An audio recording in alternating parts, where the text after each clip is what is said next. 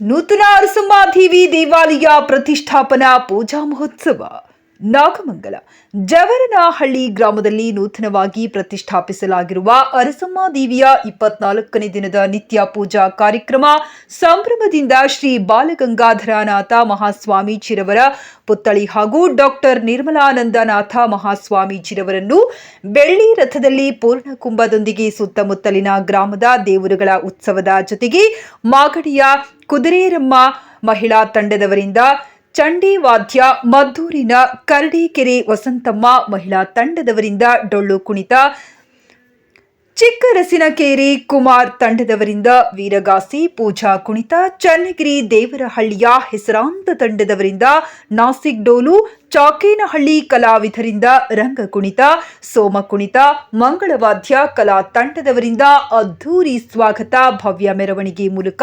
ಅದ್ಧೂರಿಯಾಗಿ ಜರುಗಿತು. ವಿಧಾನ ಪರಿಷತ್ ಸಭಾಪತಿ ಬಸವರಾಜ ಹೊರಟ್ಟಿ, ಶ್ರೀ ಡಾಕ್ಟರ್ ನಿರ್ಮಲಾನಂದನಾಥ ಸ್ವಾಮೀಜಿ, ಕೋಡಿಮಠದ ಸ್ವಾಮೀಜಿ.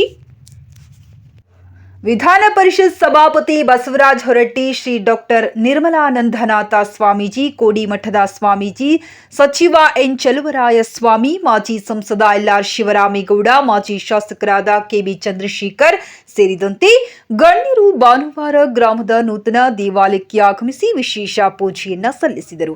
ದೇವಾಲಯದ ನಿತ್ಯ ಪೂಜಾ ಕಾರ್ಯಕ್ರಮಕ್ಕೆ ವಿವಿಧ ಮಠಗಳ ಸ್ವಾಮೀಜಿಗಳು ಸೇರಿದಂತೆ ಸಚಿವರನ್ನು ಮಂಗಳವಾದ್ಯ ಮತ್ತು ಮಹಿಳಾ ಚಂಡಿ ವಾದ್ಯ ತಂಡದೊಂದಿಗೆ ಸ್ವಾಗತ ಕೋರಿ ಬರಮಾಡಿಕೊಳ್ಳಲಾಯಿತು.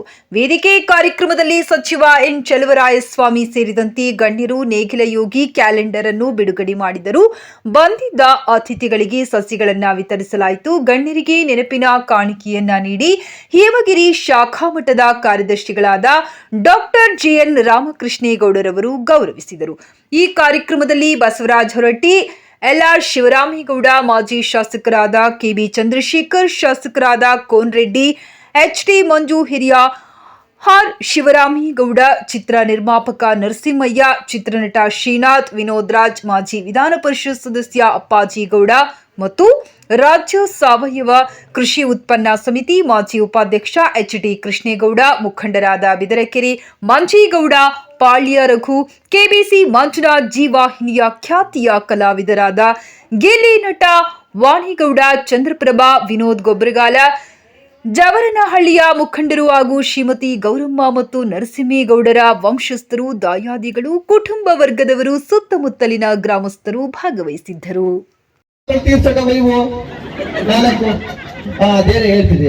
ಅಲ್ಲ, ನೀವು ಎಣ್ಣೆ ಯಾಕೆ ಕುಡಿತೀರಾ ಅಂತೀನಿ. ನಿಮಗೆ ಟೆನ್ಷನ್ ಆದ್ರೆ ಬೇರೆ ಏನಾದ್ರು ಕುಡಿಬೋದಪ್ಪ. ಆಯ್ತು, ಎಣ್ಣೆ ಕುಡಿಯೋದ್ರ ಬದಲು ಒಂಚೂರು ಹಾಲು ಹಾರ್ಲಿಕ್ಸ್ ಕುಡಿದ್ರೆ ಶಕ್ತಿನಾದ್ರೂ ಬರುತ್ತಪ್ಪ. ಎಣ್ಣೆ ಕುಡಿದು ಯಾಕೆ ಬೇಗ ಸತ್ತೋಗ್ಬೇಕು ಅಂತ ಅಂದ್ರೆ ಈಗ ನಿಮ್ಗೆ ಹೆಣ್ಮಕ್ಳಿಗೆ ಹಾಲು ಹಾರ್ಲಿಕ್ಸ್ ಎಲ್ಲ ಕುಡಿದು ಶಕ್ತಿ ಐತೆ. ಆಬ್ವಿಯಸ್ಲಿ ನಮ್ ಎಲ್ಲ ಹೆಣ್ಮಕ್ಳು ನೋಡು, ಊಟ ಆದ್ಮೇಲೆ ತಟ್ಟೆ ಒಳಗೆ ಹಂಗೆ ಒಂಚೂರು ಬಿಸಿ ಬಿಸಿ ಹಾಲು ಬಿಡ್ಕೊಂಡ್ ಮೇಲೆ ಒಂಚೂರು ತುಪ್ಪ ಹಾಕೊಂಡ್ ಕುಡಿತೀವಿ. ಅದಕ್ಕೆಲ್ಲ ಗಟ್ಟಿಯಾಗಿದ್ದೀವಿ. ಅದಕ್ಕೆ ಉದಾಹರಣೆ ಏನ್ ಕೊಡ್ಬೇಕು ಅಂದ್ರೆ, ಯಾವ ಮನೆಗಾದ್ರೂ ಹೋಗು, ಅಲ್ಲಿ ಫಸ್ಟ್ ನೇತಾಡ್ತಾ ಇರೋದೇ ಗಂಡಸ್ರು ಫೋಟೋ, ಆಮೇಲೆ ಹೆಂಗಸ್ರು ಫೋಟೋ ನೇತಾಡೋದು. ಎಲ್ಲ ಹೆಂಗಸ್ರು ಬೇಗ ಸತ್ತಿಲ್ಲ, ಗಂಡಸ್ರು ಬೇಗ ಸತ್ತಿರೋದು ಕುಡ್ದು ಕುಡ್ದು. ನಿಮ್ ಕಾಟ ತಡಿನಾರ್ದನೆ ಅವರು ಬೇಗ ಸತ್ತೋಗ್ಬಿಟ್ಟಿರ್ತಾರೆ ಅಷ್ಟೇ. ಹಂಗೆಲ್ಲ ಏನಿಲ್ಲಮ್ಮ, ನಾವು ಆರೋಗ್ಯದ ಬಗ್ಗೆ ಕಾಳಜಿ ವಹಿಸ್ತೀವಿ, ಹೆಲ್ತಿ ಆಗಿರೋದ್ ತಿಂತೀವಿ, ಫಿಟ್ ಆಗಿರ್ತೀವಿ, ಬದುಕ್ತೀವಿ. ನೀವು ಗಂಡ್ ಮಕ್ಳು ಕುಡ್ದು ಕುಡ್ದು ಸಾಯ್ತೀರಾ. ಅಂದ್ರೆ ಈಗ ನೀನು ಹಾಲು ತುಪ್ಪ ಬೆಣ್ಣೆ ಎಲ್ಲ ತಿಂದು ಶಕ್ತಿ ಆಗೈತೆ, ಹೆಣ್ಮಕ್ಳಿಗೆಲ್ಲ ಶಕ್ತಿ ಐತೆ ಅಲ್ವಾ? ಹೋಗ ಲೈಟ್ ಕಂಬ ಅದೇ ನಾವು 90 ಎಣ್ಣೆ ಕುಡಿದ್ಬಿಟ್ಟು ರೋಡಲ್ಲಿ ನಿಂತ್ಕೊಂಡು ರೋಡೇ ಅಳ್ಳಾಡ್ತೇವೆ.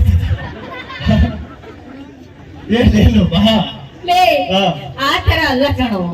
ಒಂದ್ ಮನೆಯಲ್ಲಿ ಹೆಣ್ಮಕ್ಳು ಇದ್ರೇನೆ ಆ ಮನೆಗೂ ಒಂದ್ ಕಳೆ, ಆ ಮನೆ ಒಂದು ಶಕ್ತಿಯುತವಾಗಿರೋದು ಅಂತ. ಹೆಂಗೆ ಅಂದ್ರೆ ಈ ಎಣ್ಣೆ ಒಂದು ಗ್ರೇಟ್ ಕಣೋ. ಇವಾಗ ಮೊನ್ನೆ ತಾನೇ ಗಣೇಶ ಹಬ್ಬ ಆಯ್ತು. ಗಣೇಶನ್ ಪೂಜೆ ಮಾಡೋದಕ್ಕಿಂತ ಮುಂಚೆ ಯಾರಿಗಮ್ಮ ಪೂಜೆ ಮಾಡೋದು? ಗೌರಿಗೆ ತಾನೆ. ಅಲ್ಲೇ ಗೊತ್ತಾಗಲ್ವಾ, ನಾವ್ ಹೆಣ್ಮಕ್ಳ ಮೇಲೂ ಎಲ್ಲಾದ್ರಲ್ಲೂ ದೇವಾನ ದೇವತೆಗಳಲ್ಲಿ ಹೆಣ್ಮಕ್ಳಿಗೆ ಮೊದಲನೇ ಆದ್ಯತೆ ಇರೋದು. ಗೌರಿನ ತಂದಿಟ್ಬಿಟ್ಟು ಗೌರಿ ಗಣೇಶನ ಕೂರಿಸಿ ಪೂಜೆ ಮಾಡೋನೇ ಒಬ್ಬ ಗಂಡ ಅಲ್ವಾ? ನೀವು ಪೂಜೆ ಮಾಡ್ಬಿಟ್ಟು ಮಂಗಳಾರತಿ ಮಾಡ್ಬಿಟ್ಟು ಬಿಲ್ಡಪ್ ತಗತ್ತೆ ಇದೀಯ ನೀನು. ಗಣೇಶನ ತಗೊಬಂದ್ ಇವ್ರೇನ ಕೂರಿಸ್ತಾರೆ ಅಕ್ಕ. ಗಣೇಶನ್ಗೆ ಇಷ್ಟವಾದ ಕಡುಬು ಮಾಡಿ ಹಾಕೊಳ್ಳಿ ಯಾರು? ಹೆಣ್ಣು ತಾನೆ. ನಾವ್ ಮನೆಯಲ್ಲಿ ಎಲ್ಲ ಪ್ರಸಾದ ಮಾಡ್ಕೊಟ್ಟಿರಲ್ಲ ಅಂದ್ರೆ ನೀವೇನ್ ನೈವೇದ್ಯ ಮಾಡ್ತೀರಾ? ಆ ಕಡುಬು ಮಾಡೋಕೆ ಹಣ್ಣು, ಆಮೇಲೆ ಏನು ತರಕಾರಿ ದಿನಸಿ ಸಾಮಾನ್ ತಂದ್ಕೊಡೋನ ಒಬ್ಬ ಗಂಡ ಅಲ್ವಾ? ತಂದ್ಕೊಟ್ಟಿಲ್ಲ ಅಂದ್ರೆ ಹೆಂಗ್ ಮಾಡ್ತಿದ್ರಿ ನೀವು? ಅದೇನೋ ತಂದ್ಕೊಡೋದಕ್ಕೆ ದುಡ್ಡು ಬೇಕಲ್ವಾ? ದುಡ್ಡು ಅಂದ್ರೆ ಏನು? ಲಕ್ಷ್ಮಿ. ಲಕ್ಷ್ಮಿ ಅಂದ್ರೇನೆ ಹೆಣ್ಣು. ಹೌದು, ದುಡ್ಡು ಅಂದ್ರೆ ಲಕ್ಷ್ಮಿ, ಲಕ್ಷ್ಮಿ ಅಂದ್ರೆ ಹೆಣ್ಣು ಅಲ್ವಾ? ದುಡ್ಡು ಅಂದ್ರೆ ಏನು? ನೋಟಲ್ಲಿರೋ ಗಾಂಧಿ ತಾತನೇ ಗಂಡಲ್ವಾ? ಅದನ್ನೇ ತಾನೇ ಯೂಸ್ ಮಾಡೋದು. ಗಾಂಧಿ ತಾತ ಮದುವೆ ಆಗಿದ್ದು ಹೆಣ್ಣನ. ಅವ್ರ ಅಪ್ಪ ಗಂಡು ನಿಂತ್కొని ನಮಗೆ ಒಬ್ಳು ಹೆಣ್ಣು ಕಾಣ. ಏನ ನಿನ್ನ ಎತ್ತೋಳು ಒಬ್ಳು ಹೆಣ್ಣು. ಹುಟ್ಟಿಸ್ತವ್ರೆ ಒಬ್ಬ ಗಂಡಲ್ವಾ? ಹುಟ್ಟಿಸ್ಬಿಟ್ರೆ ಆಗೋಯ್ತಾ?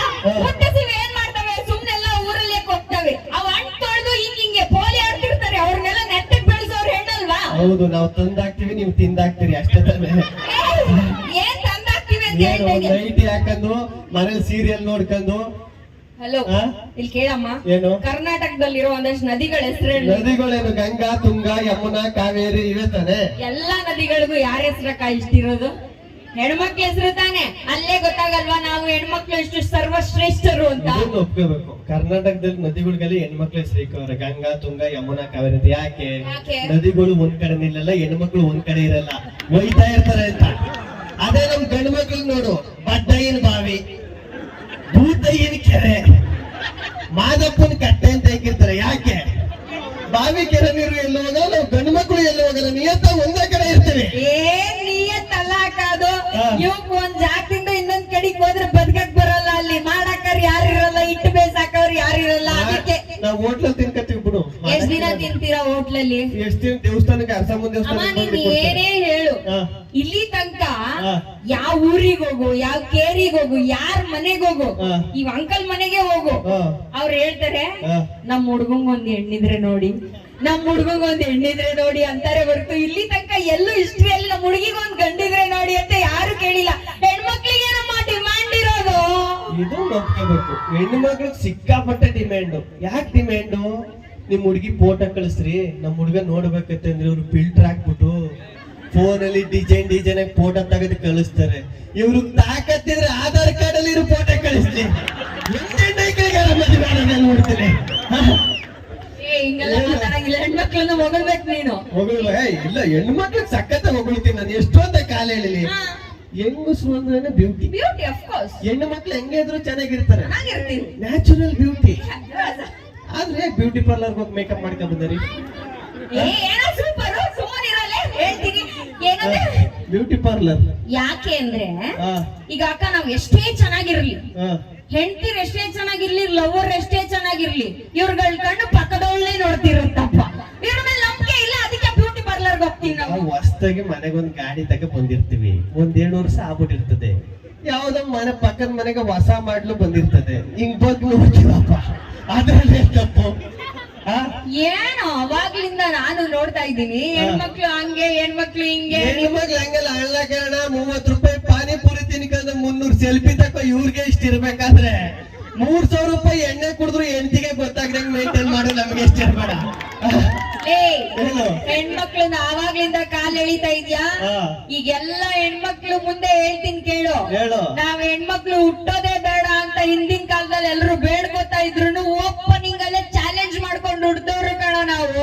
ಮನೆಯಿಂದ ಆಚೆಗೆ ಹೋಗ್ಬೇಕು ಅಂದ್ರೆ ಅಪ್ಪ ಅಮ್ಮ ಅಣ್ಣ ತಮ್ಮನ್ ರೆಸ್ಟ್ರಿಕ್ಷನ್, ನಾವ್ ಓದ್ಬೇಕು ಅಂದ್ರೆ 100 ಜನದ ರೆಸ್ಟ್ರಿಕ್ಷನ್. ಅದರಲ್ಲಿ ನಮ್ಮ ಆಂಬಿಷನ್ ಕಂಪ್ಲೀಟ್ ಮಾಡ್ಕೊಳಕ್ ಆಗದೆ ಸಮಾಜದ ಕಟ್ಟುಪಾಡುಗಳಿಗೆಲ್ಲ ಕಟ್ಟು ಬಿದ್ದು ಯಾವನೋ ಇಂತ ಕಮಂಗಿ ನನ್ ಮಗಂಗೆ ಗಂಟು ಬಿದ್ದು ನಾವು ಬೆಳೆದ ಊರು ಕೇರಿ ಮನೆ ಮಠನೆಲ್ಲ ಬಿಟ್ಟು ಸಿಂಗಲ್ ಆಗಿ ಹೋಗಿ ಇಂಥವ್ರ ಮನೆಯಲ್ಲಿ ಅವ್ರ ಫ್ಯಾಮಿಲಿ ಜೊತೆ ಮಿಂಗಲ್ ಆಗಿ ಬದುಕ್ತಿವಲ್ಲ, ನಾವು ತಾನೇ ಗ್ರೇಟ್. ಹೆಣ್ಮಕ್ಳು ಅಂದ್ರೆ ಟೆನ್ಷನ್ ಅಲ್ಲಮ್ಮ, ಟೆನ್ಷನ್ ಸಮಾನ.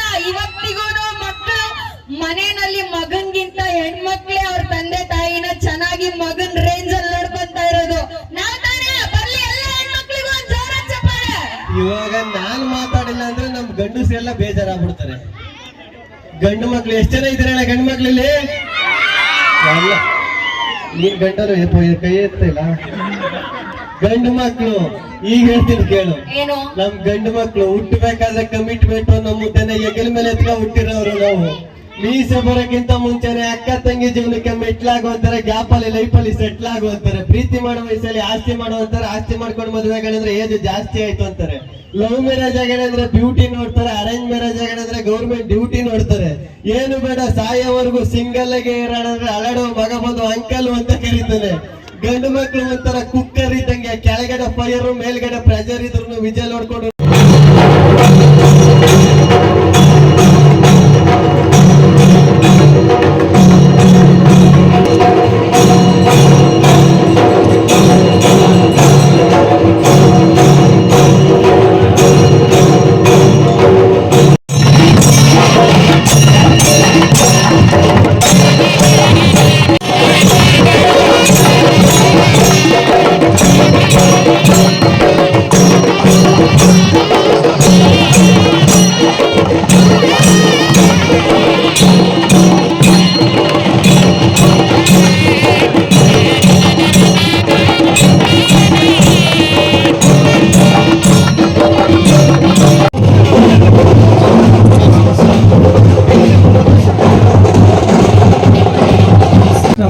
ಪೂಜಿತರಾಗಿರುವ ತಾಯಿ ಶ್ರೀ ಅರಸಮ್ಮ ದೇವಿಯ 24ನೇ ದಿನದ ನಿತ್ಯ ಪೂಜೋತ್ಸವ ಮಹೋತ್ಸವದ ಕಾರ್ಯಕ್ರಮದಲ್ಲಿ ಆಗಮಿಸಿದರೆ ಅವರಿಗೆ ಜವರನಹಳ್ಳಿಯ ಗ್ರಾಮಸ್ಥರ ಪರವಾಗಿ ಅವರಿಗೆ ಆತ್ಮೀಯವಾದ ಸ್ವಾಗತಗಳನ್ನು ಮಾಜಿ ಶಾಸಕರು ಸನ್ಮಾನ್ಯ ಶ್ರೀ ಕೆ.ಬಿ. ಚಂದ್ರಶೇಖರ್ ಅವರು,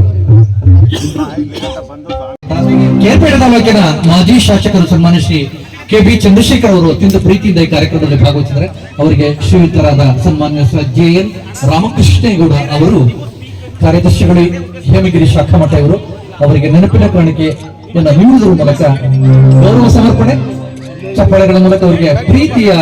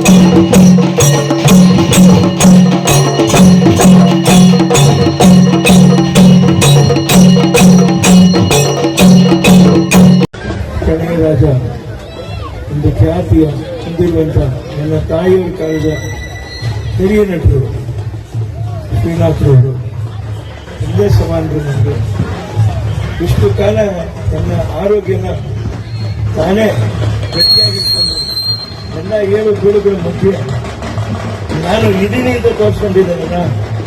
ನನ್ನ ಕಣ್ಣಿಗೆ ಅವ್ರಿಗಿಂತ ದೊಡ್ಡ ದೇವರು ಯಾರು ಅಂತ ನನಗಿನ್ನು ಕಂಡಿಡಿಯಕ್ಕಾಗ್ತಾ ಇಲ್ಲ. ಆ ವಯಸ್ಸನ್ನ ಎದುರಿಸ್ಕೊಂಡು ನಾನು ಗಟ್ಟಿಯಾಗಿದ್ದೀನಿ ಅಂತ ಯಾರು ನೆರವೇರಿಸಿದನೋ ನಗ್ನಗ್ತಾ ಜೀವನ ಹೆಜ್ಜೆ ಇಟ್ಕೊಂಡ್ ಬಂದಿದ್ದಾರೆ ನೋಡಿ. ಅವ್ರನ್ನ ನೋಡಿ ನಾವು ಕಲಿಬೇಕಾಗತ್ತೆ. ಯಾರು ನೋಡಿ ಏನಿದೆ ಕಲಿಯುತ್ತೆ, ಇಷ್ಟೇನೆ ಜೀವನ.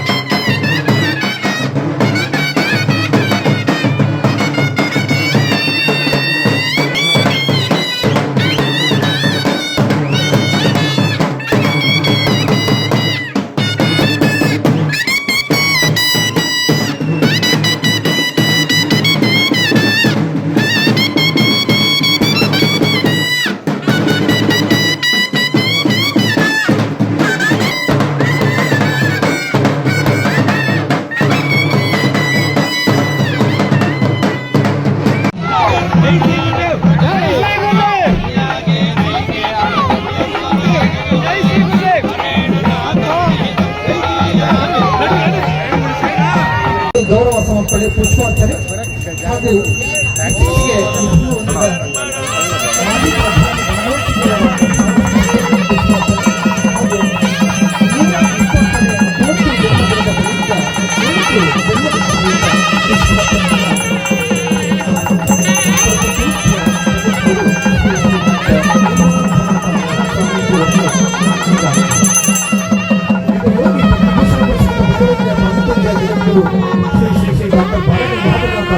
ಸ್ವಾಮೀಜಿಯವರಿಗೆ ಪುತ್ಥಳಿಗೆ ಈಗ ಪುಷ್ಪಾರ್ಚನೆ ಪೂಜ್ಯ ಶ್ರೀ ಡಾಕ್ಟರ್ ನಿರ್ಮಲಾನಂದ ಮಹಾಸ್ವಾಮೀಜಿಯವರು ಇತ್ತೀಚೆಗೆ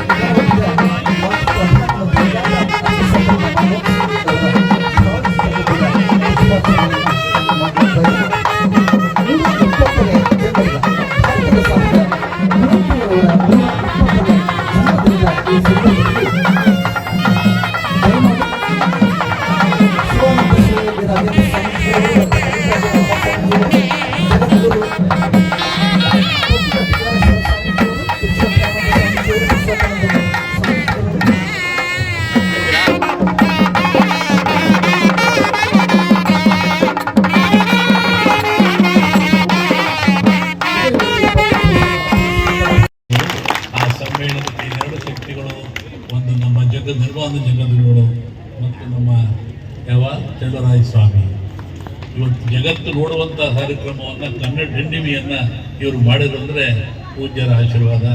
ಮತ್ತು ನಮ್ಮ ಕೋನರೆಡ್ಡಿ ಅವರು ಅಂತಿದ್ದಾರೆ ನೋಡಿ, ಅವರು ರೈತ ಸಂಘದಲ್ಲೇ ಅವರು ಉತ್ತರ ಕರ್ನಾಟಕದಲ್ಲಿ ಹೋರಾಟ ಮಾಡಿ ಜನಹಿತವನ್ನು ಗಳಿಸಿ ಬಂದು ಈ ಮಟ್ಟಕ್ಕೆ ಬಂದಿದ್ದಾರೆ.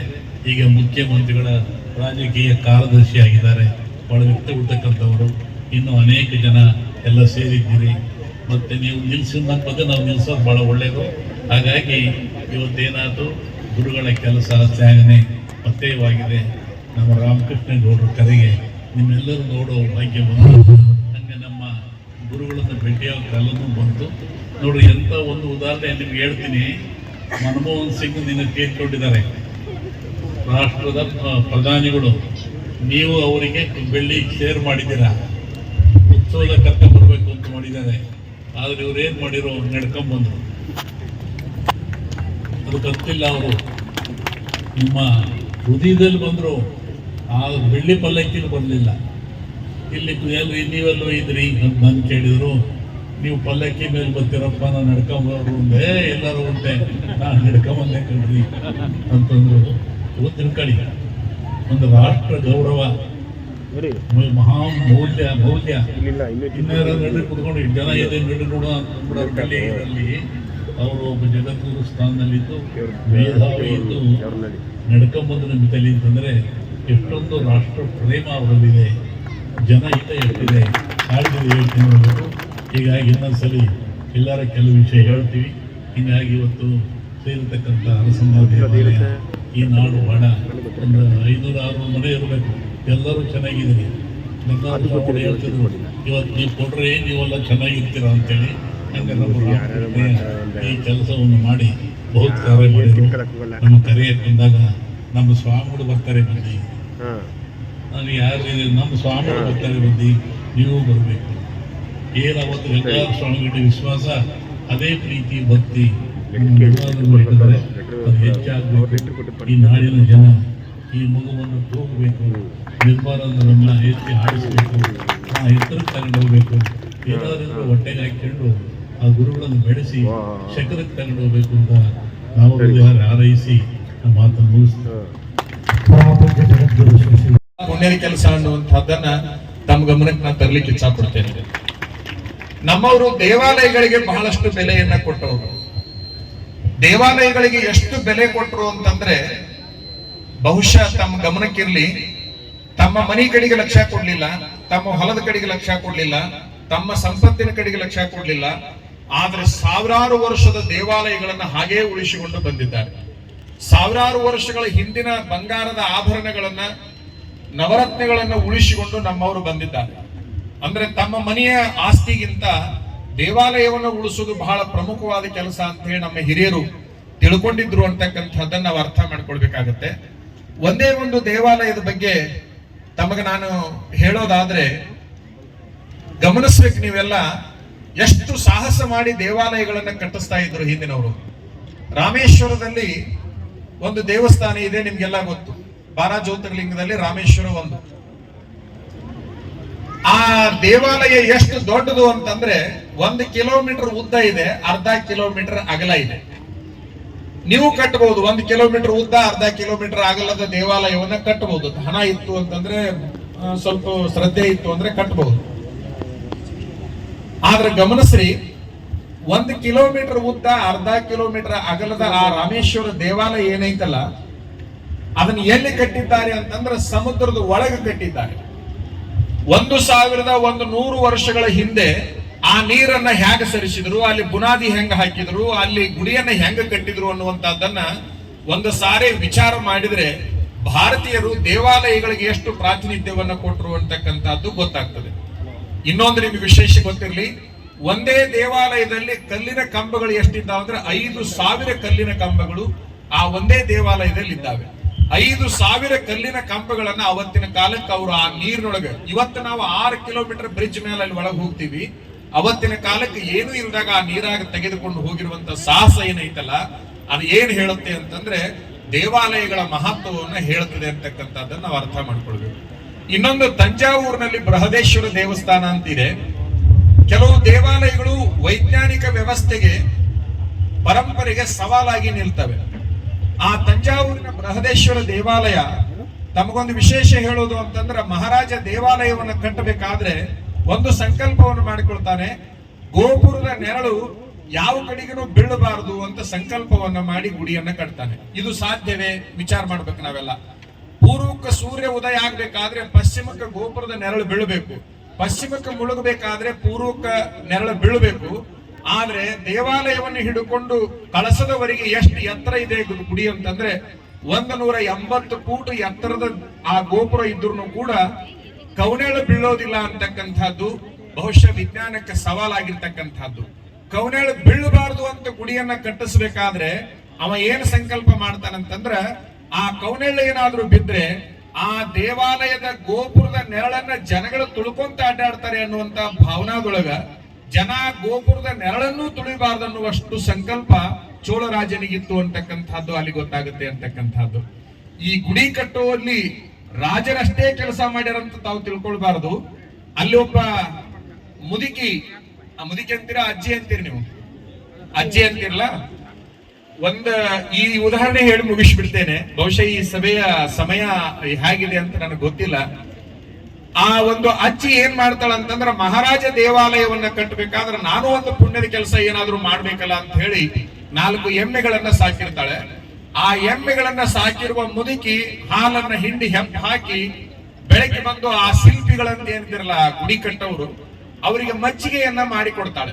ಒಂದು ಕಲ್ಲು ಬಂಡೆ, ಆ ಬಂಡೆ ಮೇಲೆ ಕೂತ್ಕೊಂಡು ಮಜ್ಜಿಗೆಯನ್ನ ಮಾಡಿಕೊಡ್ತಾ ಇತ್ತು. ಇದು ಎಲ್ಲಿವರೆಗೆ ಸಾಗಿತು ಅಂತಂದ್ರೆ, ಫೌಂಡೇಶನ್ ನಿಂದ ಹಿಡ್ಕೊಂಡು, ಬುನಾದಿಯಿಂದ ಹಿಡ್ಕೊಂಡು ಗೋಪುರ ಮುಗಿಯುವವರೆಗೆ ಅವಳು ನಿತ್ಯವೂ ಕೂಡ ಶಿಲ್ಪಿಗಳಿಗೆ ಮಜ್ಜಿಗೆಯನ್ನ ಮಾಡಿಕೊಟ್ರು. ಆದ್ರೆ ಗುಡಿ ಯಾವಾಗ ಒಂದ್ ದಿವಸ ಮುಗಿಯಾಕ ಬಂತಲ್ಲ, ಅವತ್ತಿನ ತನಕ ಅವಳು ಗುಡಿಯನ್ನೇ ನೋಡಿರ್ಲಿಲ್ಲ. ಕೇವಲ ಮಜ್ಜಿಗೆ ಗಡಿಗಿ, ಎಮ್ಮಿ ಜೋಪಾನ್ ಮಾಡೋದು, ಹಿಂಡೋದು, ಮಜ್ಜಿಗೆ ಮಾಡೋದು, ಕೊಡೋದು, ಇಷ್ಟೇ ಗೊತ್ತಿತ್ತು. ಆದ್ರ ಒಂದು ದಿವಸ ಗುಡಿ ಕಡೆಗೆ ನೋಡಿದಾಗ ಗುಡಿ ಕೆಲಸ ಎಲ್ಲ ಪೂರ್ಣ ಮುಗಿದು ಒಂದೇ ಒಂದು ಬಾಕಿ ಉಳಿದಿತ್ತು. ಯಾವುದು ಅಂತಂದ್ರೆ, ಆ ಕಳಸ ಇರುವ ತೆಳಗೆ, ಕಳಸದ ಕೆಳಗೆ ಒಂದು ಡೂಮ್ ಅಂತ ಏನಿರ್ತೈತಲ್ಲ ದುಂಡಗ, ಅದು ಒಂದು ಮಾತ್ರ ಬಾಕಿ ಇತ್ತು. ಅದು ಒಂದು ಮಾತ್ರ ಬಾಕಿ ಇದ್ದಾಗ ಆ ಅಜ್ಜಿ ಆ ಶಿಲ್ಪಿಗಳಿಗೆ ಅಂತಾಳೆ, ಎಲ್ಲ ದೇವಾಲಯ ಮುಗ್ದ ಹೋಯ್ತಲ್ಲಪ್ಪ, ಈ ದೇವಾಲಯದಲ್ಲಿ ನಂದೊಂದು ಕಲ್ಲಾದ್ರೂ ಇಡಬೇಕಾಗಿತ್ತು, ನಂದೊಂದು ಏನಾದ್ರೂ ಉಳಿಬೇಕಾಗಿತ್ತು, ನಂದೇನು ಉಳಿಲೇ ಇಲ್ಲ, ನಾ ಗುಡಿಗೆ ಏನು ಮಾಡ್ಲೇ ಇಲ್ಲ ಅಂತ ಒಂದು ಮಾತನ್ನ ಹೇಳಿದ್ವಿ. ನಿಮ್ ತಲೆ ಒಳಗಿರ್ಲಿ, ಆ ಶಿಲ್ಪಿಗಳೆಲ್ಲರೂ ಒಂದು ಮಾತು ಏನ್ ಹೇಳಿದ್ರು ಅಂದ್ರೆ, ಅಮ್ಮ ನಾವು ಮಹಾರಾಜ ಕೊಟ್ಟ ರೊಕ್ಕದೊಳಗ ಈ ಗುಡಿ ಕಟ್ತಾ ಇಲ್ಲ, ನೀ ಕೊಟ್ಟ ಮಜ್ಜಿಗೆಯ ಶಕ್ತಿ ಒಳಗೆ ಈ ಗುಡಿಯನ್ನ ಕಟ್ಟಿದ್ದೇವೆ ಹೊರತಾಗಿ ಮಹಾರಾಜನ ರೊಕ್ಕದಿಂದ ಈ ಗುಡಿ ನಿರ್ಮಾಣ ಆಗಿದೆ. ಅಂದ್ರೆ ನಾವು ವಿಚಾರ ಮಾಡ್ಬೇಕು. ಆಕೆಗೆ ಬಹಳ ಖುಷಿ ಅನಿಸ್ತು. ನೀವಾಗಿದ್ರ ಅದನ್ನ ಪೇಪರ್ಗೆ ಹಾಕಿಸ್ಬಿಡ್ತಿದ್ರಿ, ಟಿವಿ ಅವ್ರನ್ನ ಕರೆದು ಹೇಳ್ಬಿಡಿದೀನಿ ಎಲ್ಲರಿಗೆ ನನ್ನ ಮಜ್ಜಿಗೆ ಗುಡಿ ಆಗೈತೆ ಅಂತ ಹೇಳಂತಿದ್ರಿ. ಆದ್ರೆ ಅವಳಂತಾಳೆ, ಮಜ್ಜಿಗೆ ಕುಡ್ದವರು ಉಪಕಾರದ ಮಾತು ಹೇಳಿದ್ರಪ್ಪ, ನಿಮ್ಮ ಉಪಕಾರವನ್ನ ನಾನು ಕೂಡ ಸ್ವೀಕರಿಸ್ತೇನೆ. ಆದ್ರ ಮಜ್ಜಿಗೆ ಒಳಗೆ ಗುಡಿ ಆಗೈತೆ ಅಂತ ನೀವ್ ಹೇಳ್ತಿರ್ಲ, ಈ ಮಾತು ಮಜ್ಜಿಗೆ ಕುಡ್ದವ್ರಿಗೆ ಅಷ್ಟೇ ಗೊತ್ತೇ ಹೊರತಾಗಿ ಮುಂದೆ ಗುಡಿ ನೋಡೋರ್ಗೆ ಏನ್ ಗೊತ್ತು? ನಂದು ಒಂದು ಏನಾದ್ರೂ ಗುಡಿ ಒಳಗೆ ಇರ್ಬೇಕಾಗಿತ್ತಲ್ಲ ಅಂತ ಅಪೇಕ್ಷೆ ಪಟ್ಟಾಗ ಆ ಶಿಲ್ಪಿಗಳು ಎಲ್ಲರೂ ಕೂಡ ಒಂದು ಮೀಟಿಂಗ್ ಮಾಡಿ ಕೊನೆ ತೀರ್ಮಾನ ಮಾಡ್ತಾರೆ. ಅಜ್ಜಿಯ ಸಂಕಲ್ಪ ಈಡೇರಿಸುವುದಕ್ಕಾಗಿ ಅವಳೇನು ಕುಂತು ಮಜ್ಜಿಗೆ ಮಾಡಿದಾಳಲ್ಲ, ಅವಳನ್ನು ಎಬ್ಬಿಸ್ಬಿಡೋಣ, ಇದೇ ಕಲ್ಲನ್ನ ದುಂಡಗ ಕೆತ್ತಿ ಆ ಗೋಪುರದ ಮೇಲೆ ಇಟ್ಟು ಬಿಡೋಣ, ಅಜ್ಜಿಯನ್ನು ಎಲ್ಲಿ ಉಳಿಸೋದು ಬೇಡ, ದೇವರ ದೇವಾಲಯದ ಗೋಪುರದ ತುದಿ ಮೇಲೆ ಹಾಕಿ ಕುಂದಿರಿಸೋಣ ಅನ್ನುವಂತಹ ಸಂಕಲ್ಪದಿಂದ ಆ ಕಲ್ಲನ್ನು ದುಂಡಗೆ ಕೆತ್ತುತ್ತಾರೆ. ಅದರ ತೂಕ ಎಷ್ಟು ಅನ್ನೋದು ನಿಮಗೆ ಗೊತ್ತಿರಲಿ, 80 ಟನ್ ಇದೆ. 80 ಟನ್ ಒಂದೇ ಒಂದು ಕಲ್ಲು 80 ಟನ್ ಇದೆ.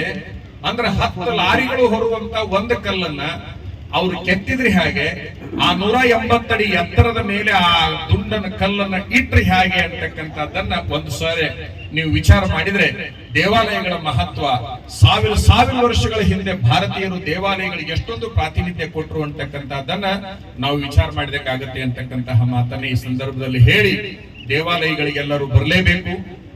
ನಮಸ್ಕರಿಸಿ, ಭಾವೈಕ್ಯತೆ ಮಠ ಅಂತ ಉತ್ತರ ಕರ್ನಾಟಕದಲ್ಲಿ ಹೆಸರು ಪಡೆದಂತ ಶ್ರೀಮಾನ್ ಮಹಾರಾಜ್ ನಿರಂಜನ ಜಗದ್ಗುರು ಫಕೀರ್ ದಿಂಗಲೇಶ್ವರ ಮಹಾಸ್ವಾಮಿಗಳ ಪಾದಗಳಿಗೆ ಅಷ್ಟಾಂಗ ನಮಸ್ಕಾರ ಸಲ್ಲಿಸಿ, ಈ ಕಾರ್ಯಕ್ರಮದ ಅಧ್ಯಕ್ಷತೆಯನ್ನು ವಹಿಸಿದಂತ ನನ್ನ ನಾಯಕರು, ಹಿರಿಯರಾದಂಥ ಕೃಷಿ ಸಚಿವರಾದಂಥ ಸನ್ಮಾನ್ಯ ಚಲವಣ್ಣ ಅವರೇ, ವೇದಿಕೆ ಮೇಲೆ ಉಪಸ್ಥಿತಂತ ಅಪ್ಪಾಜಿಗೌಡ್ರೆ, ವಿಶೇಷವಾಗಿ ಈ ಕಾರ್ಯಕ್ರಮಕ್ಕೆ ನಾನು ಬರಲೇಬೇಕು ಅಂತ ಹೇಳಿ ಆದೇಶ ಮಾಡಿದಂತ ಕಾರ್ಯದರ್ಶಿ ಡಾಕ್ಟರ್ JN ರಾಮಕೃಷ್ಣೇಗೌಡರವರೇ, ವಿಷಯದಂತ ಸುರೇಶ್ ಅವರೇ, ಎಲ್ಲ ಕಿರುತೆರೆಯ ಚಿತ್ರನಟರೇ, ಮಾಧ್ಯಮದ ಮಿತ್ರರೇ, ಹಿರಿಯರೇ, ಯುವಕ ಸ್ನೇಹಿತರೆ, ನನಗ್ಯಾಕೆ ಈ ದೇವಸ್ಥಾನಕ್ಕೆ ಕರೀತಾರ ಅಂತ ತಿಳ್ಕೊಂಡಿದ್ದೇನೆ. ರಾಮಕೃಷ್ಣೇಗೌಡರ ಊರಿದ, ನೀವು ಬರಲೇಬೇಕು ಅನ್ನುವಂಥ ಮಾತನ್ನು ನನಗೆ ಹೇಳಿದಾಗ ಬಹಳ ಸಂತೋಷದಿಂದ ಅಲ್ಲಿಂದ ಈ ಕಾರ್ಯಕ್ರಮಕ್ಕೆ ಭಾಗವಹಿಸಕ್ಕೆ ಬಂದೀನಿ ಅನ್ನುವಂಥ ಸಂತೋಷ ನನಗಾಗ್ತಾ ಇದೆ. ಆದ್ರೂ ಸ್ನೇಹಿತರೆ ಮತ್ತು ನಮ್ಮ JKVK ವೈಸ್ ಚಾನ್ಸಲರ್ ಬಂದಿದ್ದಾರೆ ಸುರೇಶು, ಮತ್ತು ನಮ್ಮ ಹರೀಶ್ ಬಂದಿದ್ದಾರೆ, ನಮ್ಮ ಸತ್ರು ಬಂದಿದ್ದಾರೆ, ಬೋರ್ಡ್ ಡೈರೆಕ್ಟರ್ಗಳು. ಸೊ ಹಿಂದೆ ಕಲಾವಿದರಿದ್ದೀರಾ, ಸೊ ಬಹಳಷ್ಟು ಜನ ಇದ್ದೀರಾ. ಒಳ್ಳೆ ಕಾರ್ಯಕ್ರಮ. ಈ ಸ್ವಾಮೀಜಿಗಳು ಒಬ್ಬರಿಗಿಂತ ಒಬ್ಬರು ಆಶೀರ್ವಚನ ಕೇಳೋದಕ್ಕೆ ಸೂಕ್ತವಾದ, ಅದು ಭಾಷಣ ಅಲ್ಲ, ಆಶೀರ್ವಚನ. ಅದು ಉಪಯೋಗ ಆಗ್ತಕ್ಕಂಥದ್ದು. 4 ಜನ 4 ತಾಸೇ ಬೇಕು. ಆದ್ರೆ ಈ ಕಾರ್ಯಕ್ರಮ ಕೃಷ್ಣೇಗೌಡರು ಕರೆದುಬಿಟ್ಟು ಇಂಥ ದಿಗ್ಗಜರನ್ನ ಆಶೀರ್ವಚನ ಮಾಡಿ ಅಂದ್ರೆ ಇದೊಂದು ರೀತಿ ಬಹಳ ಕಷ್ಟದ ಕೆಲಸ. ಹಾಗಾಗಿ ಅವರು ಬಹಳ ಕಡಿಮೆ ಮಾತಿನಲ್ಲಿ ಹೇಳಿದ್ದಾರೆ. ಇವತ್ತು ಉದ್ಘಾಟನೆ ಸಮಾರಂಭದಲ್ಲಿ ನಾವು ಯಾರು ಬರ್ಲಿಕ್ಕಾಗಿರಲಿಲ್ಲ. ಸೊ ಈ ಕುಟುಂಬದವರು ಇವತ್ತು ಪೂಜೆ ಇಟ್ಕೊಳ್ಳೋ ಸಂದರ್ಭದಲ್ಲಿ ಈ ಒಂದು ದೊಡ್ಡ ಕಾರ್ಯಕ್ರಮನ ಮಾಡಬೇಕು ಅಂತ ಹೇಳಿ ನರಸಿಂಹೇಗೌಡರ ಫ್ಯಾಮಿಲಿ ಅಂದರೆ ದಿನೇಶು ಮತ್ತು ರಾಮಕೃಷ್ಣೇಗೌಡರು ಇಡೀ ಕುಟುಂಬ ಒಳ್ಳೆ ಕಾರ್ಯಕ್ರಮವನ್ನು ಹಮ್ಮಿಕೊಂಡಿದ್ದೀರ. ಇಂಥ ಒಂದು ದೊಡ್ಡ ದೇವಸ್ಥಾನವನ್ನು ಮಾಡಿ, ದೇವಸ್ಥಾನ ಮಾಡೋದ್ರಿಂದ ಸೊ ಯಾರಿಗೆ ಏನು ಸಿಗುತ್ತೆ ಅನ್ನೋದಕ್ಕಿಂತ ಹೆಚ್ಚಾಗಿ ಮನಸ್ಸಿಗೆ ಶಾಂತಿ ಸಿಗುತ್ತೆ, ನೆಮ್ಮದಿ ಸಿಗುತ್ತೆ. ಎಲ್ಲೂ ದೇವ ಅರಸಮ್ಮ ದೇವಿಯ ಒಂದು ದೇವಸ್ಥಾನದ ನೂತನ ದೇವಾಲಯದ ಉದ್ಘಾಟನಾ ಸಮಾರಂಭದ ಪಾವನ ಸಂವಿಧಾನವನ್ನು ವಹಿಸಿರುವಂತಹ ಆದಿಚುಂಚನಗಿರಿ ಮಹಾಸಂಸ್ಥಾನದ ಪೂಜ್ಯ ಜಗದ್ಗುರುಗಳವರನ್ನ ಮೊದಲು ಮಾಡಿಕೊಂಡು ಕೋಡಿ ಮಠದ ಪೂಜ್ಯರಲ್ಲಿ, ಧಾರವಾಡದ ಪೂಜ್ಯರಲ್ಲಿ ಪ್ರಣಾಮಗಳನ್ನು ಸಲ್ಲಿಸಿ, ಗೌರವಾನ್ವಿತ ರಾಜಕೀಯ ಧುರೀಣರೇ, ಈ ಕಾರ್ಯಕ್ರಮದ ಎಲ್ಲ ಪದಾಧಿಕಾರಿಗಳೇ, ನಮ್ಮನ್ನು ಬರಮಾಡಿಕೊಂಡಿರುವಂತಹ ರಾಮಕೃಷ್ಣೇಗೌಡರೇ, ವರದಿಗಾರರೇ, ಮುಖ್ಯ ಅತಿಥಿಗಳೇ, ಸನ್ಮಾನಿತರೇ, ಕಲಾವಿದರೇ, ದಾಸೋಹಿಗಳೇ, ತಾಯಂದಿರೇ, ಮಕ್ಕಳೇ, ಈಗಾಗಲೇ ಬಹಳ ಜನ ಮಕ್ಕಳು ಸೂಚನೆ ಕೊಟ್ಟಿದ್ದಾರೆ. ಸ್ವಾಮೀಜಿಯವರ ಮಾತುಗಳು ನಮ್ಗೆ ಬೇಕಾಗಿಲ್ಲ, ಸ್ವಾಮೀಜಿಯವರು ಹಿಂದೆ ಕುಂತವ್ರು ನಮ್ಗೆ ನಾಟ್ಯಗಳು ಅವು ಇವು ಎಲ್ಲ ಬೇಕಾಗಿದ್ದಾವೆ ಅನ್ನುವಂಥ ಸೂಚನೆಯನ್ನು ಕೊಟ್ಟಿದ್ದಾರೆ. ನಾವು ಯಾರು ಬಂದರೂ ಕಾಣಲೇ ಇಲ್ಲ ನಿಮ್ಗೆ, ಆದ್ರೆ ಅವ್ರು ಮುಂದೆ ಬಂದ ಕೂಡಲೇ ಚಿರಾಡ್ತಾ ಇದ್ರಿ. ಅವಾಗ ನಮಗೆ ಗೊತ್ತಾಗಿದ್ದು ನಿಮ್ಮ ಲಕ್ಷ್ಯ ಆ ಕಡೆ ಇದೆ ಅಂತ ಹೇಳಿ. ಆದ್ರೂ 400 ಕಿಲೋಮೀಟರ್ ದೂರದಿಂದ ಬಂದಿದ್ದಕ್ಕೆ ನಾವೊಂದು 4 ಮಾತ್ರ ಹೇಳಲೇಬೇಕಲ್ಲ ಅಂತ ಹೇಳಿ 1-2 ಮಾತುಗಳನ್ನು ಹೇಳ್ತೇವೆ. ಮೊದಲನೇದಾಗಿ ಅರಸಮ್ಮ